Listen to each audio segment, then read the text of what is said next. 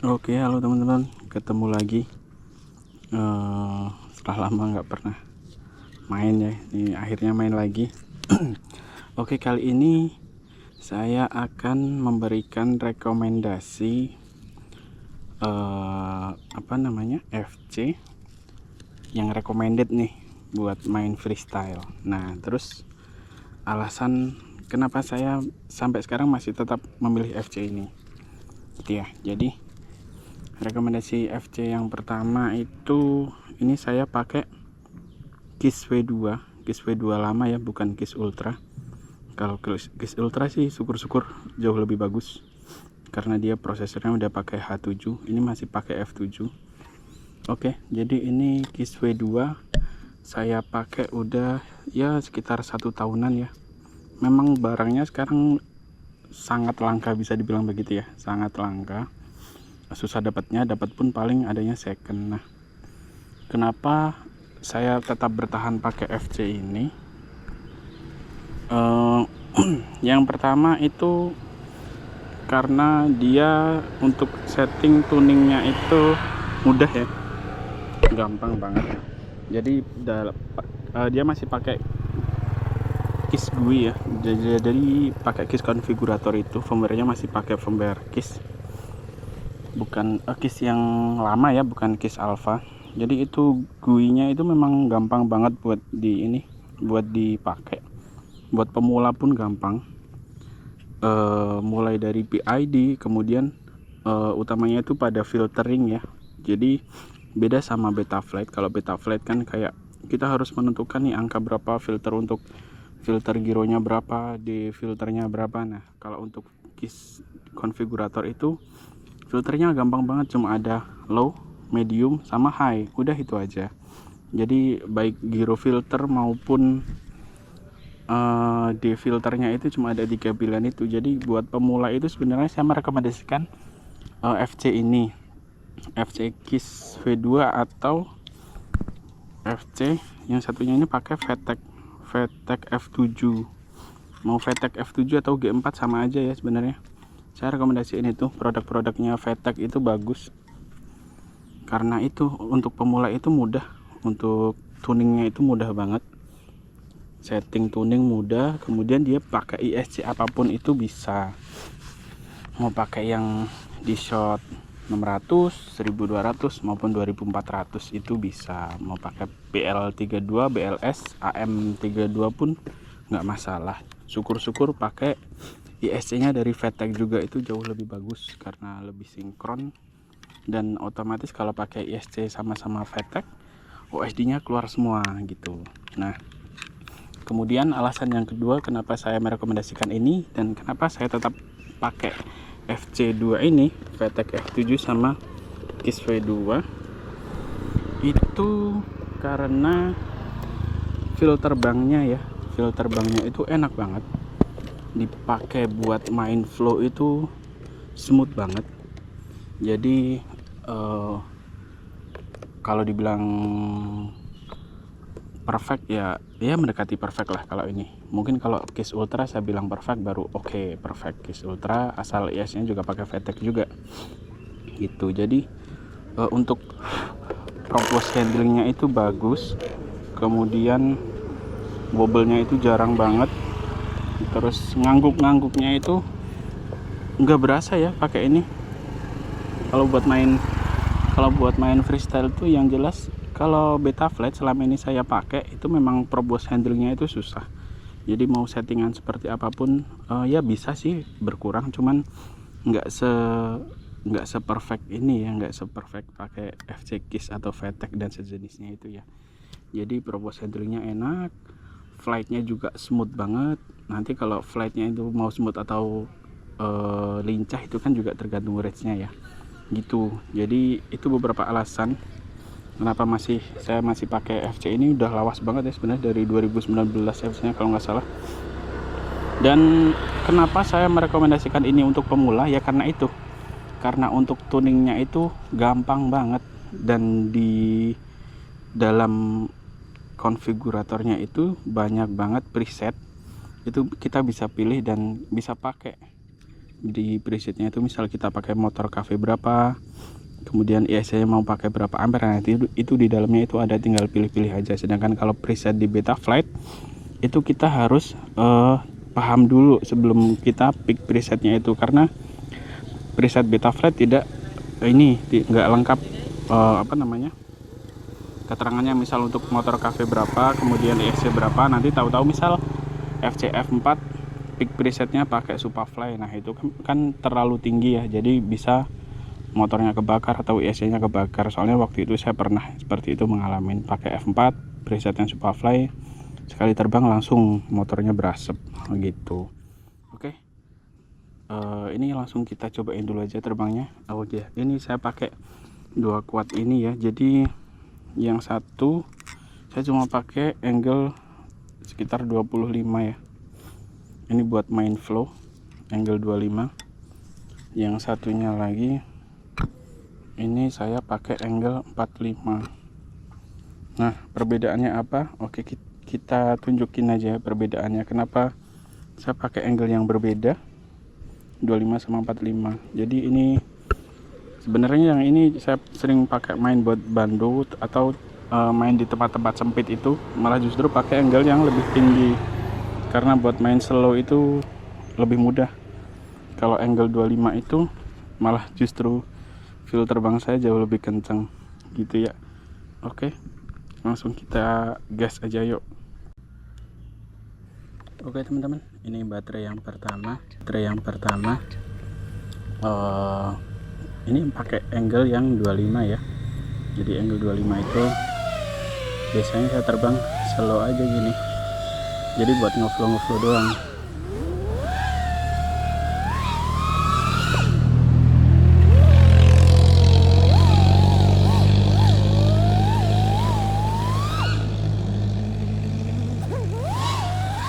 Nah, itu proposnya minim banget ya. Oke, biasanya kalau buat look back gitu, kalau FC Betaflight itu berasa banget, apalagi kalau intinya kalau buat recovery FC Betaflight itu berasa banget proposnya. Nah, kalau ini aman ya.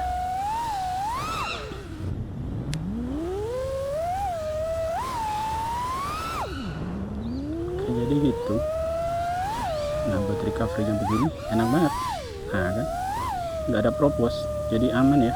Oke, nanti ini video juga saya upload tanpa saya gyro flow ya, jadi biar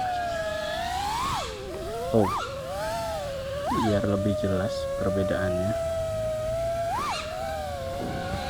Dan selama 2 tahun terakhir ini saya nggak pernah pakai FC Betaflight lagi. Alasannya ya itu karena udah terlanjur nyaman pakai FC Kiss sama VTEC gitu.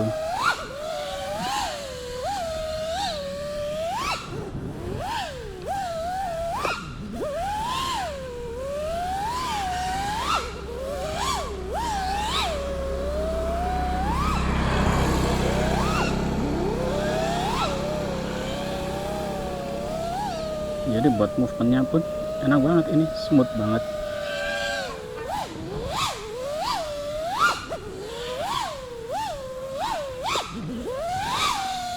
Nah, nggak ada propos yang terlalu gimana gitu.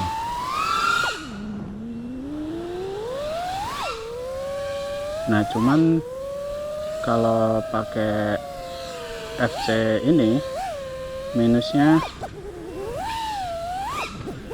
salah satunya baterai boros banget. Biasanya saya pakai FC ini itu paling terbang berapa ya, sekitar 2,5 menit sampai 3 menitan lah, kurang lebih segitu. Itu baterai udah di 36. Memang berasa boros karena tuningannya itu tinggi ya, tuningan VTEC sama Kiss itu.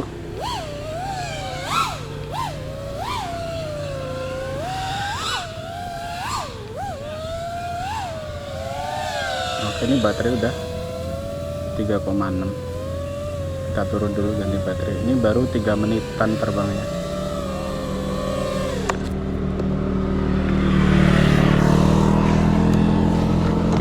Oke, gitu teman-teman. Jadi di balik kesempurnaan FC KISS ini ada beberapa kelemahan juga ya. Salah satunya itu baterainya memang kalau dibilang agak boros, ya lumayan boros. Karena tuningan yang dipakai dalam FC ini tuh tinggi. Jadi saya filternya itu saya pakai high semua. Baik gyro filter maupun D filternya itu saya pakai high semua. Kemudian kelemahan yang kedua itu ketika kita pakai ISC non VTEC, mau itu BLS, BL32, AM32, itu kan ada satu kabel yang tidak terhubung, satu koneksi yang harusnya itu terkonek antara FC sama ISC itu tidak. Nah di situ efeknya OSD-nya itu nggak bisa keluar semua. Jadi waktu saya pakai Vista itu masih keluar, yang keluar itu hanya baterai sama timer. Nah ketika saya switch pakai O3, baterai sama timernya itu ya masih keluar, cuman saya cuma mengandalkan OSD baterai sama timernya itu yang OSD bawaan dari ininya, gogglesnya. Jadi OSD yang kita setting itu harusnya keluar di layar, mau kita pilih bagian kanan, kiri, atas, bawah itu nggak keluar kalau pakai O3. Tapi kalau pakai Vista atau pakai analog masih keluar gitu ya. Jadi itu beberapa kelemahannya. Nah cuman kalau untuk main freestyle, OSD baterai dan timer itu buat saya sudah cukup banget ya, udah cukup, karena kita nggak butuh OSD yang terlalu banyak. Yang penting bisa memonitor baterai aja, biar nggak terlalu drop, dan juga timer. Itu aja sih udah cukup banget. Itu dua kelemahan yang selama ini saya temuin selama pakai FC ini, baterai sama OSD nya itu aja. Nanti sambil saya coba cari-cari lagi kelemahan yang lain seperti apa gitu ya. Saya ganti baterai dulu. Saya coba pakai, nanti deh pakai yang ini dulu, saya ganti baterai. Oh iya teman-teman, ini kelebihan yang ketiga. Tadi kan yang pertama settingnya mudah, kemudian proposentilnya bagus, buat flight juga enak, smooth. Nah ini yang ketiga, bisa pakai idle up. Nah ketika kita arming seperti ini, kita goyang-goyangin nggak ngaruh. Ini buat safety aja sih ya. Jadi mau kita pindah-pindah throttle, kita goyang-goyangin ini nggak ngaruh sama sekali sebelum kita switch ke mode siap flightnya gitu. Ini ada mode safety-nya seperti ini kalau pakai VTEC. Ini fitur tambahan aja sih, safety banget. Jadi kalau misal kita udah terlanjur colok baterai, udah terlanjur arming, apalagi kalau misal sambil nunggu VTEC O3 belum connect, kan biasanya panas ya. Nah buat ngereduce panasnya itu kan kita arming. Nah kalau kita arming kadang kegoyang-goyang, karena goyang-goyang ininya takutnya kesenggol dikit aja dia udah loncat. Nah itu pakai idle up sambil nunggu O3 nya binding sama goggles, itu bisa pakai idle up itu. Jadi mau kita goyang-goyangin gini nggak masalah. Ketika kita udah siap, kita mode flight lagi, baru bisa flight. Safety banget kan, mantap nggak tuh? Oke teman-teman, ini kita udah ganti pakai baterai yang kedua. Kita flight lagi. Oh sebentar, ini terlalu gelap settingan O3 nya.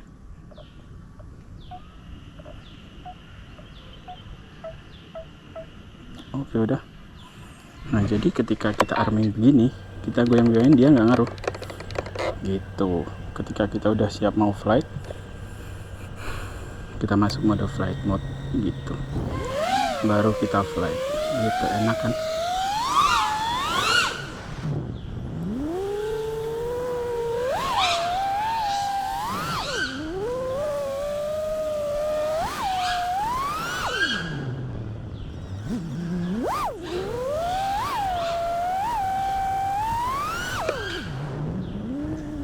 Terlalu tinggi.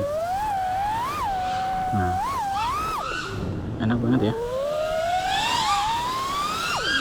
Jadi buat handlingnya itu emang enak banget kalau pakai FC ini.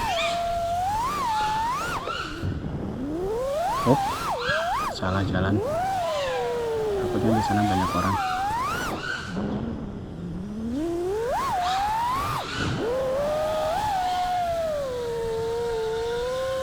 Jadi di pendopo itu masih ramai, saya takutnya ganggu ya. Di sini aja, ya nggak banyak orang.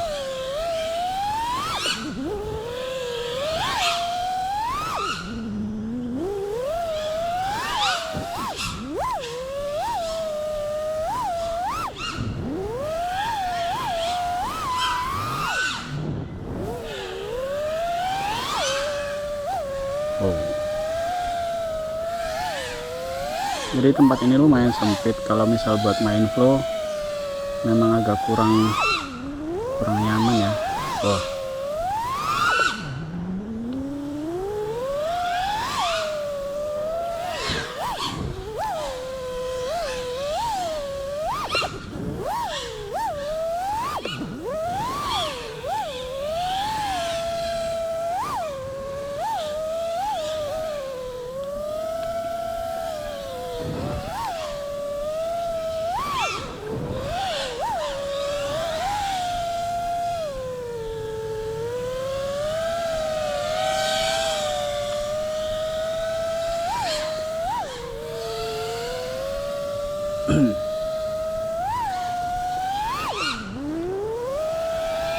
Oke, jadi ini kalau misal kita pans gini, nah dia nganggung-nganggungnya itu minim banget ya.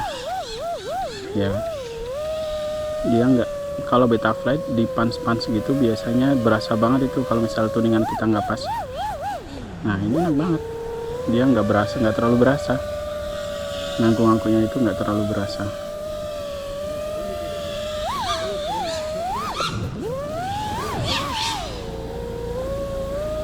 Jadi menurut saya sih ini udah perfect banget ya kalau dipakai buat main ini.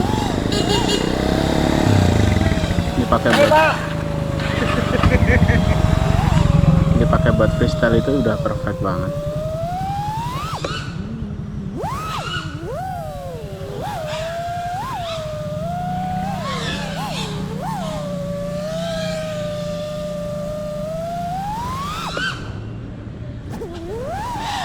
Buat kurang pas.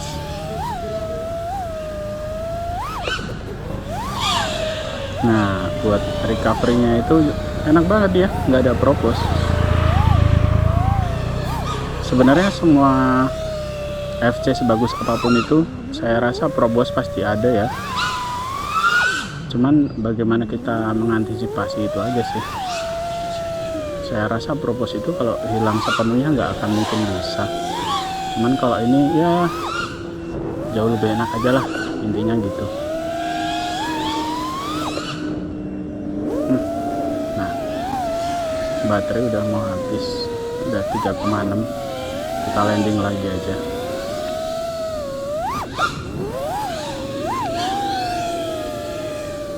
Sayang baterai deh, soalnya saya beberapa tahun terakhir ini main baterainya nggak pernah bisa boros, nggak pernah bisa awet, soalnya terlalu enak pakai ini ya. Baterai boros, saya landing kadang di 35, kadang bahkan sampai 33 tuh.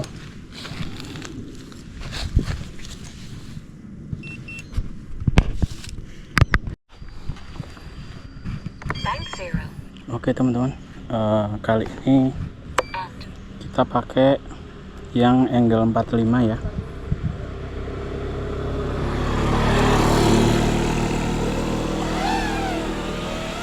Nah, kalau pakai angle ini tuh buat main di area sempit gini, sebenarnya lebih enak karena buat lihat atas itu lebih kelihatan ya. Dan yang ini range-nya saya bedain ya. saya bikin lebih snappy, karena ini sebenarnya saya sering pakai buat main bando ya, bando tipis lah, karena butuh buat main di tempat-tempat sempit, jadi range-nya saya bedain. Dan ini tapi settingan yang ini settingan baru ya, saya pakai ISC baru, pakai Velox motor Velox yang cuma 45 ampere. Saya masih nyobain juga apakah masih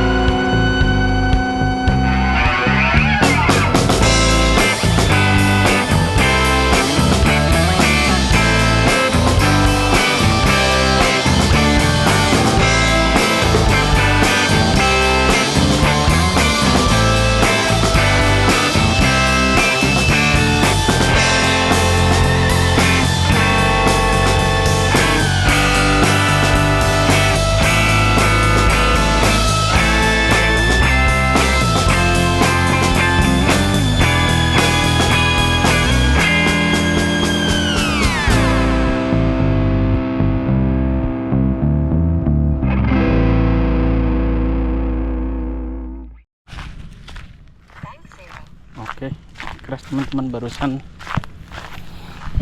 saya nyoba tripi ternyata nyangkut. Semoga aman, nggak apa-apa.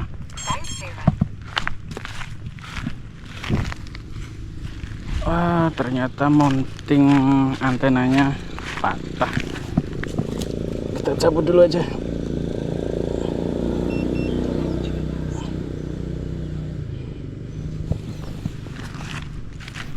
Semoga sih dalamnya nggak jebol ya. Nanti kita cek aja dulu. Oh, kayaknya sih aman. Patah doang mountingnya, kebentur belakang.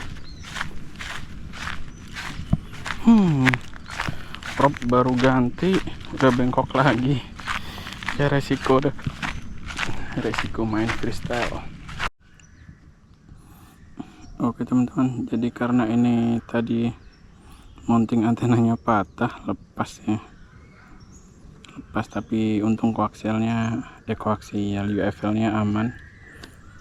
Jadi ngabisin baterai pakai yang ini aja. Jadi main freestyle itu crash wajar ya. Jadi buat teman-teman yang pengen belajar freestyle atau baru memulai freestyle, jangan takut crash, nggak apa-apa, nggak masalah.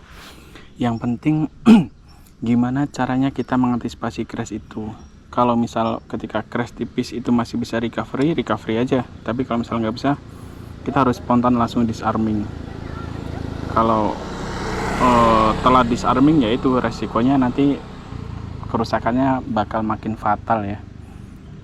Terutama buat teman-teman yang baru belajar atau baru mau belajar, main di tempat-tempat aman dulu, yang kayak gini, di spot-spot tanah dulu aja, pohon-pohon. Jadi kalau crash jatuh itu nggak terlalu fatal ya, karena empuk bantalannya gitu. Oke.